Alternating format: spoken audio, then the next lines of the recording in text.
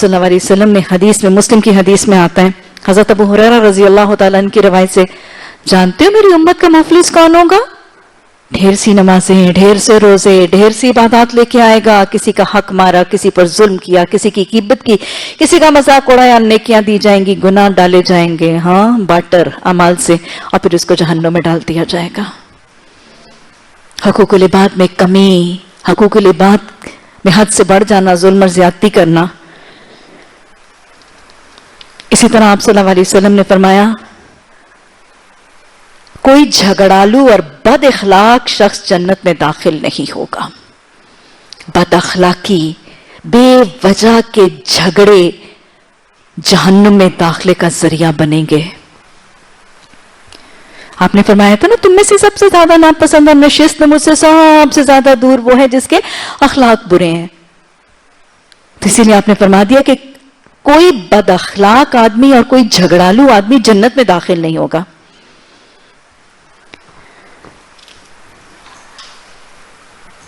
پھر غیر محتاط طریقے سے بات کرنے والا، حدیث کے الفاظ آتے ہیں، حضرت ابو ہریرہ رضی اللہ تعالیٰ عنہ کی روایت سے مسلم میں حدیث ہے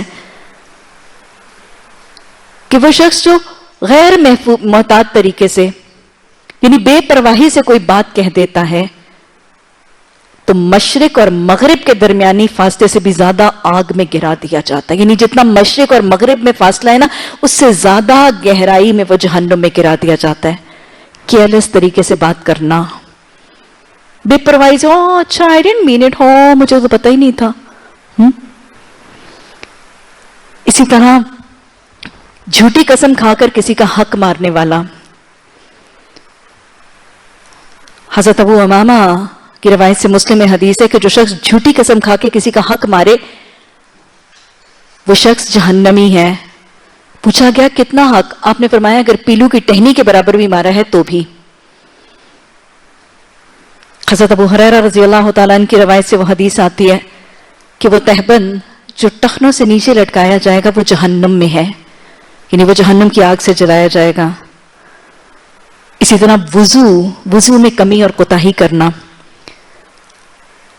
آپ صلی اللہ علیہ وسلم نے کچھ لوگوں کو وضو کرتے ہوئے دیکھا، جلدی میں کر رہے تھے، وضو کے اعضاء مکمل طور پر تر نہیں ہوئے تھے۔ آپ نے کیا فرمایا؟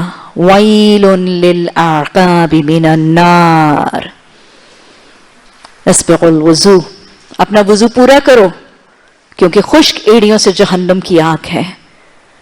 خشک ایڑیاں، خشک ٹخنے، خشک کوہنیاں، خشک پیشانی، کوئی بھی حصہ خشک رہ جائے وضو کے اعضاء میں سے، ویل، وضو کرنے والوں کے لیے بھی ویل، نمازیوں کے لیے بھی ویل للمصلین، ویل ہے کس کے لیے؟ نمازیوں کے لیے۔ کون سے نمازی؟ الذین ھم یراؤن، وہ اپنی نمازوں میں ریا کرتے۔ حضرت جابر رضی اللہ تعالیٰ عنہ کی روایت سے حدیث ہے، طبرانی میں حدیث صحیح حدیث کے الفاظ ہیں، آپ صلی اللہ علیہ وسلم نے فرمایا حرام رزق پر پلنے والے گوشت پر جنت حرام ہے، اور حرام رزق پر پلنے والا گوشت جہنم ہی کے لائق ہے۔ ناموری اور شہرت کا لباس پہننے والا، حضرت عبداللہ بن عمر رضی اللہ تعالیٰ عنہ کی روایت سے ابن ماجہ میں حدیث ہے، آپ صلی اللہ علیہ وسلم نے فرمایا جو دنیا میں شہرت کا لباس پہنے گا، شہرت کا لباس یعنی اپنی ناموری کے لیے، اپنی شہرت، اپنے لباس کے واہ واہ کے لیے لباس پہنے گا، تو اللہ سبحانہ تعالیٰ قیامت کے دن اسے ذلت کا لباس پہنا کر اسے آگ لگا دیں گے۔ قیامت کے دن اس کو ذلت کا لباس پہنا کے اسے آگ لگا دیں گے۔ دھوکہ، فراڈ، بے ایمانی، حضرت عبداللہ بن مسعود رضی اللہ تعالیٰ عنہ کی روایت سے حدیث طبرانی میں، جس نے دھوکہ کیا وہ ہم میں سے نہیں ہے، نیز دھوکہ اور فریب آگ ہے، دھوکہ اور فریب آگ ہے۔ اسی طرح اپنے فیصلوں میں وکیلوں کے ذریعے غلط فیصلہ لے لینا، غلط سزائیں دلوا دینا، آپ صلی اللہ علیہ وسلم نے فرمایا جب تم میں سے دو فریق اپنا فیصلہ میرے پاس لاتے ہیں اور ایک زیادہ چرب زبان ہونے کی بنیاد پر مجھ سے غلط فیصلہ لینے میں کامیاب ہو جاتا ہے. یعنی ایک ظالم ہے، ایک مظلوم ہے، لیکن جو ظالم ہے نا وہ بڑا چرب زبان ہے اور وہ غلط فیصلہ لینے میں کامیاب ہو جاتا ہے. تو وہ آگ کا ایک ٹکڑا ہے جو اس نے مجھ سے لیا، وہ آگ کا ٹکڑا ہے جو وہ مجھ سے اس نے لیا. آج عدالتوں میں، کورٹوں میں، کچہریوں میں بڑے بڑے وکیل منہ بولی قیمتوں میں جو ہائر کر کے غلط فیصلے لے لیتے ہیں، وہ آگ کا ٹکڑا ہے. اسی طرح حدیث کے الفاظ آتے ہیں کہ جب تم میں سے کوئی اپنے بھائی کے خط میں نگاہ دوڑاتا ہے بغیر اجازت کے، جب تم میں سے کوئی شخص بغیر اجازت کے اپنے بھائی کے کسی خط میں نگاہ دوڑاتا ہے، اور یہ خط ای میلز بھی ہوتے ہیں، میسیجز بھی ہوتے ہیں، میسنجر کے میسیجز بھی ہوتے ہیں، سب اسی میں ہے، تو اس نے گویا آگ میں جھانکا. سونے کی انگوٹھی پہننے والے مردوں کے لیے حدیث کے الفاظ ہیں. حضرت عبداللہ بن عباس رضی اللہ تعالیٰ عنہ کی روایت سے مسلم میں حدیث ہے، آپ صلی اللہ علیہ وسلم نے فرمایا کیا تم میں سے کوئی چاہے گا کہ آگ کے انگارے اپنے ہاتھ میں لے لے؟ کیا تم میں سے کوئی چاہے گا کہ آگ کے انگارے اپنے ہاتھ میں لے لے؟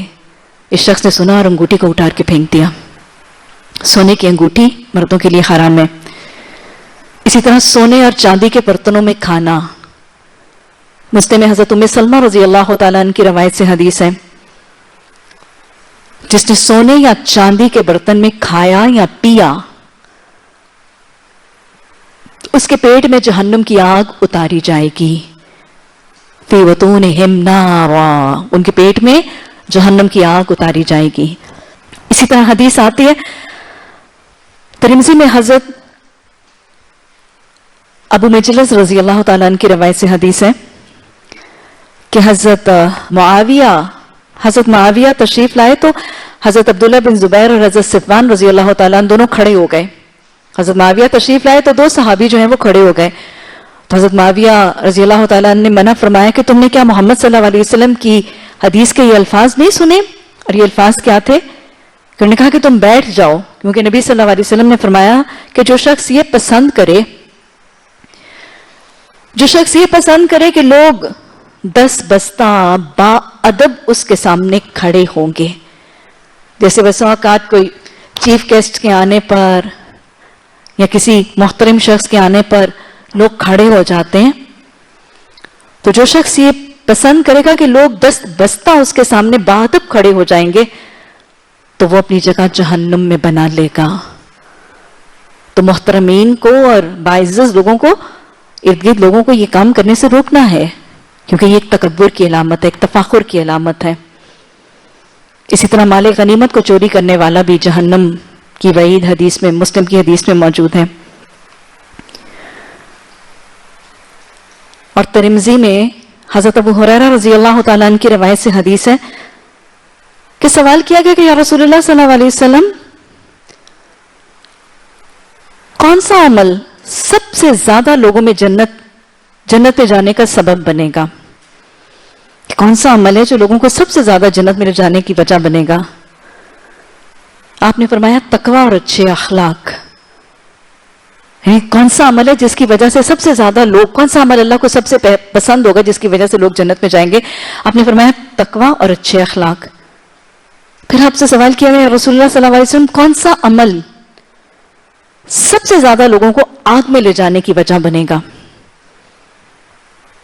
آپ نے فرمایا زبان اور شرمگاہ. زبان کے فتنے اور شرمگاہ کے فتنے، یہ سب سے زیادہ لوگوں کو جہنم میں داخل کرنے کا ذریعہ بنیں گے. یعنی اگر جہنمیوں کے سٹیٹسٹکس اکٹھے کیے جائیں گے، واٹ گاٹ یو انٹو جہنم، سب سے زیادہ جہنمی کون سے ہوں گے؟ وہ جو اپنی ضبط لسان، اپنی زبان کی حفاظت نہیں کرتے تھے، اور یا وہ جو اپنی شرمگاہ کے حوالے سے. اسی لیے آپ نے فرمایا تھا نا کہ جو تم میں سے مجھے اپنی زبان اور شرمگاہ کی حفاظت کا ذمہ دے، میں اسے جنت کا ذمہ دیتا ہوں. اسی طرح حضرت ابو ہریرہ رضی اللہ تعالیٰ عنہ کی روایت سے ترمذی میں حدیث آتی ہے، آپ نے فرمایا کہ قیامت کے دن اللہ سبحانہ تعالیٰ جہنم کو ایک گردن دیں گے جس سے وہ نکلے گی. جہنم کو ایک گردن دی جائے گی جس سے وہ باہر نکلے گی. اس کی 2 آنکھیں ہوں گی جس سے وہ دیکھے گی، 2 کان ہوں گے جس سے وہ سنے گی، اور 1 زبان ہوگی جس سے وہ بولے گی۔ اللہ خالق ہے نا، اللہ ہر چیز کو یہ تمام چیزیں دے سکتا ہے۔ 1 زبان ہوگی جس سے وہ بولے گی اور وہ کہے گی مجھے 3 لوگوں کو عذاب دینے کے لیے مسلط کیا گیا ہے، یعنی جہنم خود نام لے کے بتائے گی کہ مجھے 3 لوگوں کو عذاب دینے کے لیے ان پر مسلط کیا گیا ہے۔ سب سے پہلے اللہ کے مقابلے میں سرکشی کرنے والا اور اللہ سے اناد رکھنے والا، اللہ کے احکامات، اللہ کی تعلیمات، اللہ کے دین، اللہ کے بندوں، اللہ سے دشمنی اور اناد رکھنے والا اور اللہ کی سرکشی کرنے والا۔ دوسرا، اللہ کے ساتھ کسی اور کو پکارنے والا، شرک کرنے والا، اللہ کی ذات میں، صفات میں، اختیارات میں، عبادات میں۔ آج اسی لیے تو لوگوں کو کہا جاتا ہے نا، شرک اور عقیدہ پڑھایا جاتا ہے تو لوگ کہتے ہیں پتہ نہیں ہے قرآن پڑھانے والے چھوٹی چھوٹی باتوں کی تنقید کیوں کرتے ہیں۔ ارے اسی لیے کرتے ہیں، جہنم نام لے کے کہے گی کہ میں شرک کرنے والوں پر مسلط کی گئی ہوں۔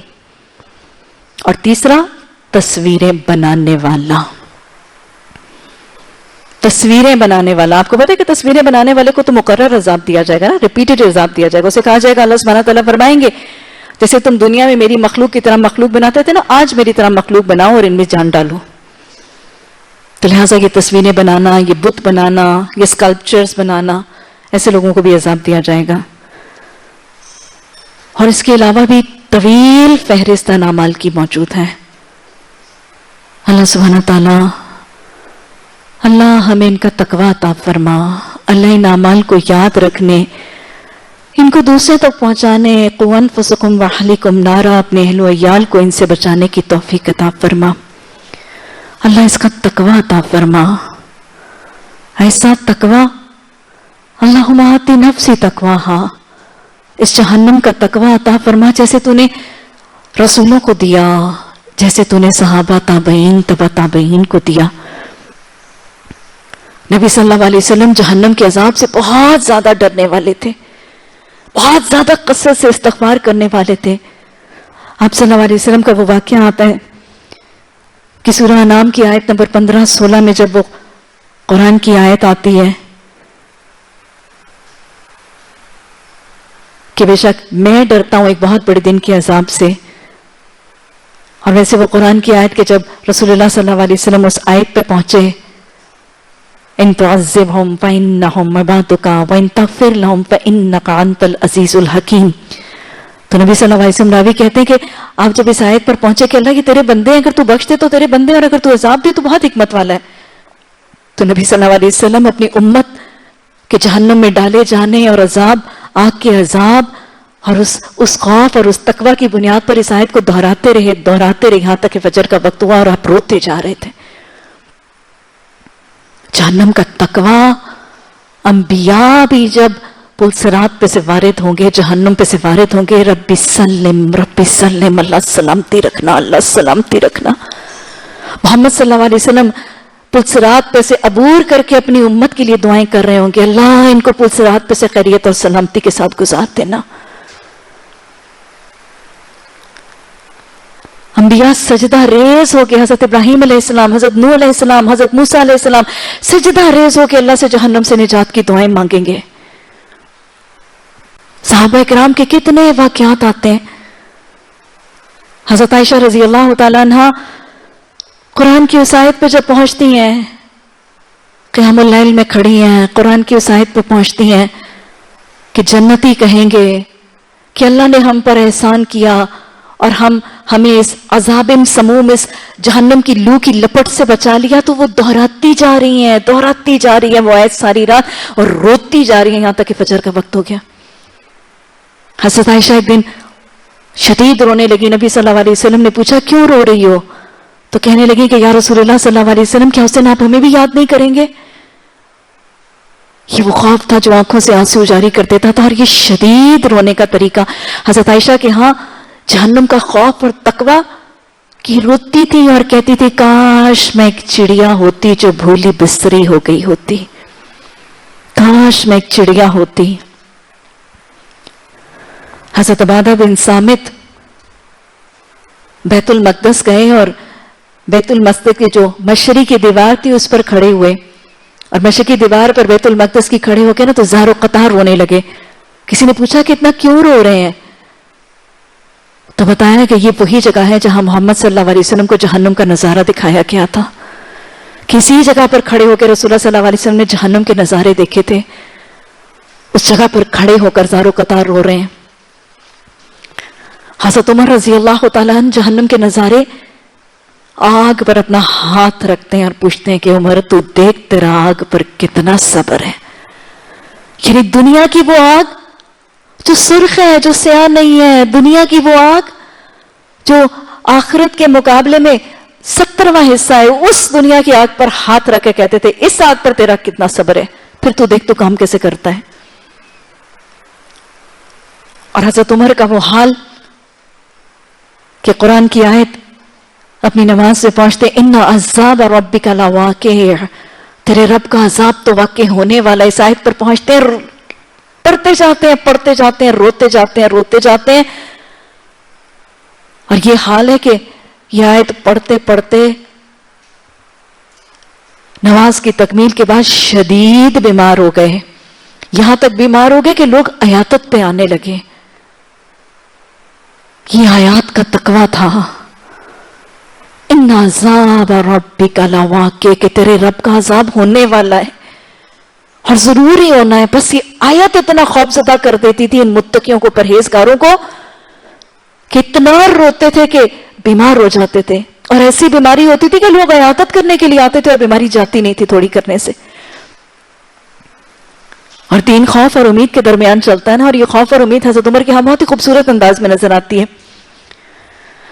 حضرت عمر کہتے ہیں کہ اگر آسمان سے کوئی پکارنے والا پکارے کہ میں نے ایک آواز سنی میدان حشر میں، ایک آواز آسمان سے پکارنے والے نے پکارا اور کہا کہ سبھی کے سب لوگ جنت میں داخل ہو گئے سوائے ایک کے، تو مجھے لگے گا کہ وہ بدقسمت ترین انسان میں ہوں. اور اگر کسی نے پکارا کہ سب کے سب لوگ جہنم میں داخل ہو گئے سوائے خوش قسمت شخص کے، تو عمر مجھے امید ہوگی کہ وہ خوش قسمت ترین شخص میں ہوں. دین امید اور خوف کے درمیان چلتا ہے. ایسے صحابہ کرام جہنم کے نظارے پڑھتے تھے، سنتے تھے، اس آگ کا تذکرہ پڑھ چکے تھے، اور ایسے راسخ تھی وہ جہنم کی آنکھ ان کے دلوں میں اور نگاہوں کے سامنے. حضرت عبداللہ بن مسعود رضی اللہ تعالیٰ عنہ کا واقعہ آتا ہے کہ ایک لوہار کی بھٹی کے پاس سے گزرے. ساتھی کہتے ہیں کہ ہم ان کے ساتھ تھے اور ہمارا گزر ایک لوہار کی بھٹی کے اوپر سے ہوا، اور وہ لوہار نے، ہم نے دیکھا کہ اس نے سرخ دہکایا ہوا وہ لوہا جو ہے وہ باہر نکالا، اس کی سلاخیں جب سرخ دہکے ہوئے سلاخیں لوہے کی باہر نکالی، اس کو دیکھا، غش کھا کے بے ہوش ہو گئے. اور کتنی دیر چارپائی پر پڑے رہے، بیمار رہے. حضرت معاذ بن جبل جہنم کو یاد کر کے روتے تھے. تو کسی نے پوچھا کہ کیوں رو رہے ہیں؟ حضرت معاذ نے فرمایا اللہ تعالیٰ نے اپنی 2 مٹھیاں مخلوق سے بھرنی ہے. اللہ نے اپنی 2 مٹھیاں 2 لپ مخلوق سے بھرنے ہیں، ایک لپ کو جنت اور ایک لپ کو جہنم میں ڈالنا ہے. مجھے نہیں پتا کہ میں کہاں جانے والا. کیوں رو رہے ہو؟ مجھے نہیں پتا میں کون سے لپ میں آنے والا ہوں. ربنا اصرف عنا عذاب جہنم.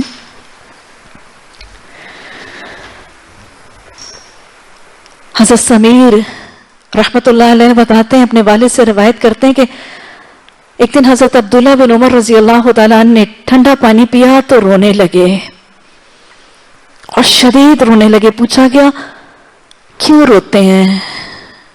کہنے لگے کہ جہنمی پانی کے قطروں اور پانی کے گھونٹ کو ترسیں گے، اس وقت کو اور اس حسرت کو یاد کر کے روتا ہوں. دنیا کی نعمتیں استعمال کرتے تھے تو بھی جہنم کا تقویٰ یاد رہتا تھا. دنیا کی نعمتوں میں مگن ہو کے عیش میں یاد خدا، خوف خدا بھول نہیں جاتے تھے. محرومیوں میں بھی جہنم یاد ہوتی تھی، نعمتوں کی کمی میں بھی جنت یاد ہوتی تھی، اور نعمتوں کی کثرت میں جہنم آنکھوں سے اوجھل نہیں ہوتی تھی. حضرت حجاج بن یوسف نے حضرت سعید بن جبیر سے پوچھا کہ مجھے پتا چلا کہ تم ہنستے ہی نہیں ہو.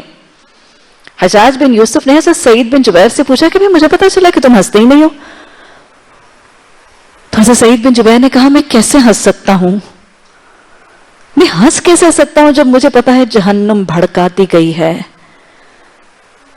توق گاڑ دیے گئے ہیں اور اللہ کے فرشتوں کی فوج تیار کھڑی ہے, فرشتے لے جانے کو تیار ہیں, توق گاڑے گئے ہیں, جہنم بھڑکائی گئی ہے, یہ سارا کچھ پتا ہے تو میں ہنس کیسے سکتا ہوں. اور حسن بصری نے ایک شخص کو ہنستے ہوئے دیکھا تھا, ہنستے ہوئے لوٹ پوٹ ہو رہا تھا اور بہت زیادہ ہنس رہا تھا. تو حسن بصری نے پوچھا تھا کیا تمہیں پتا ہے کہ سب کو جہنم پہ سے گزرنا ہی گزرنا ہے؟ کیا تمہیں اس بات کا علم ہے کہ ہم سب کو جہنم پہ سے گزرنا ہی گزرنا ہے؟ مطلب ڈو یو ریئلائز کہ تمہیں جہنم پہ سے گزرنا ہے؟ اس نے کہا کہ ہاں. پھر حیرت سے پوچھا کیا تمہیں یقین ہے کہ تم نے پار لگ ہی جانا ہے؟ اس نے کہا نہیں. تو پھر حسن بصری نے حیرت سے کہا پھر اتنا ہنسنا کیسے جس کو یہ یقین ہے کہ میں نے جہنم پہ سے گزرنا ہی گزرنا ہے, اور یہ خوف ہے کہ پتہ نہیں پار لگنا ہے, وہ اس طرح ہنس نہیں سکتا. حضرت عمر کہتے تھے کاش میں ایک تنکا ہوتا. حضرت ابوبکر صدیق رضی اللہ تعالیٰ عنہ فرماتے تھے کاش میں درخت کا ایک پتا ہوتا. حضرت سفیان ثوری کہتے تھے کاش میری ماں نے مجھے جنا ہی نہ ہوتا.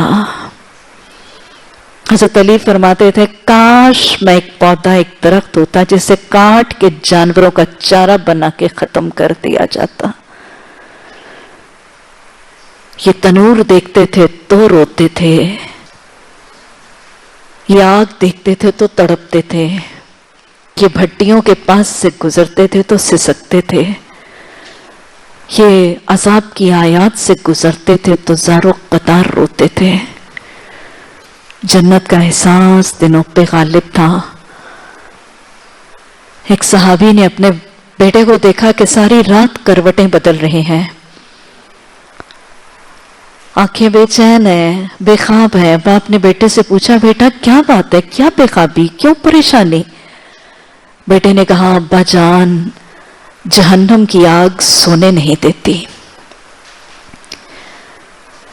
جہنم کی آگ سونے نہیں دیتی. اللہ سبحانہ تعالیٰ یہ جہنم کے نظارے اللہ سبحانہ تعالیٰ ہمارے دلوں میں بٹھا دے. اللہ یہ ہماری دنیا کی محبت کو نکالنے کا ذریعہ بنا دے. اللہ جنت کے حرص کا اور جنت کی تجارت کا وسیلہ بنا دے. یاد رکھیے گا اللہ کی رحمت شامل حال نہ ہوئی تو کوئی جہنم سے بچ نہیں سکتا. اللہ کی رحمت شامل حال نہ ہوئی تو کوئی جنت میں داخل ہو نہیں سکتا.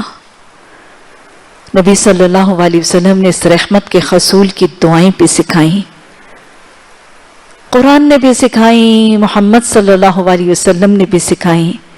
رب اغفر وارحم وانت خیر الراحمین. جب تک وہ رب رحم نہیں کرے گا کوئی جنت میں داخل نہیں ہو سکتا. آپ صلی اللہ علیہ وسلم نے قرآن کی دعا سکھائی, قرآن نے خود طریقہ سکھایا.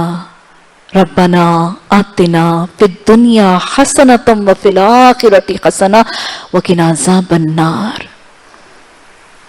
قرآن نے اعلان کا طریقہ سکھایا, ربنا اننا آمنا فاغفر لنا ذنوبنا وقنا عذاب النار.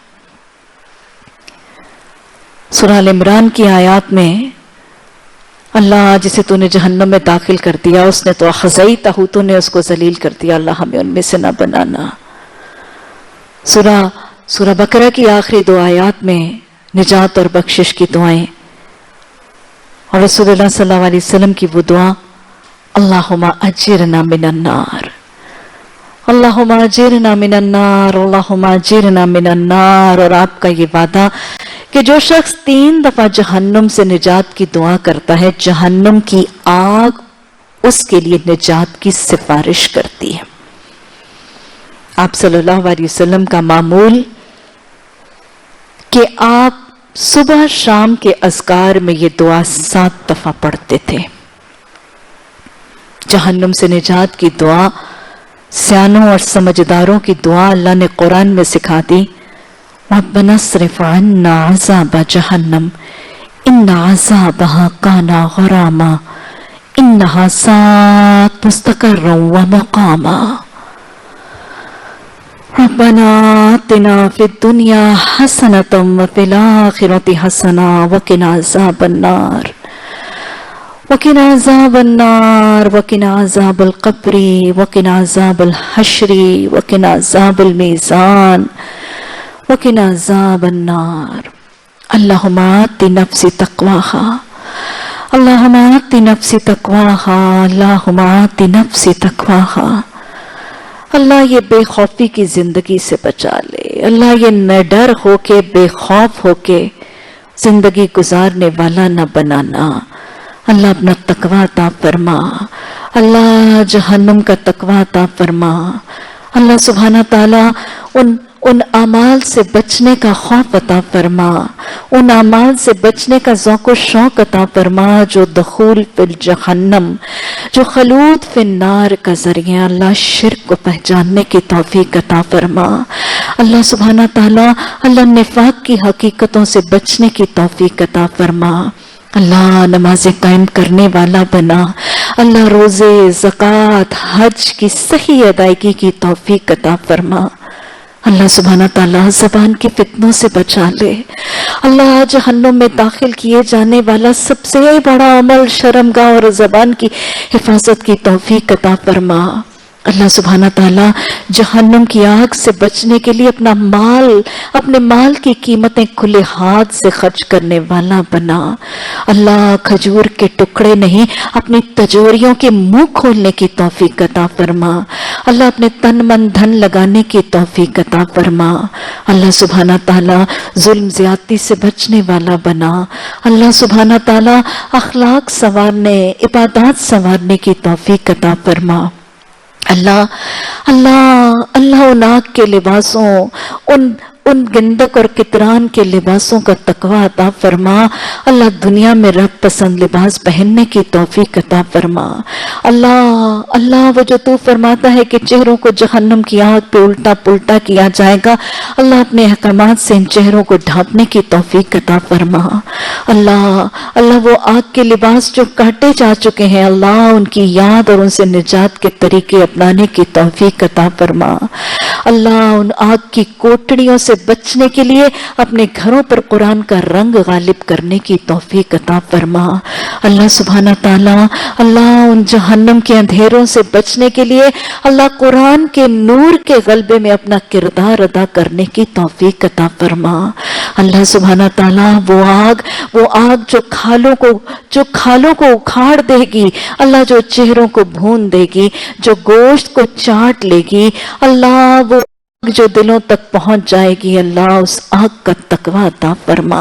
اللہ ان آگ کی ہتھکڑیوں، ان آگ کے توقوں، ان کی بیڑیوں، ان کی زنجیروں کی اللہ یاد عطا فرما.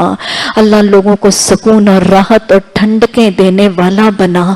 اللہ دنیا میں جو رحم کرے اللہ اس دن ہم پر رحم فرمانا. یا ارحم الراحمین، اللہ اس مار کا، ان ہتھوڑوں کا، ان بچھوں کا، ان سانپوں کا تقوی عطا فرما.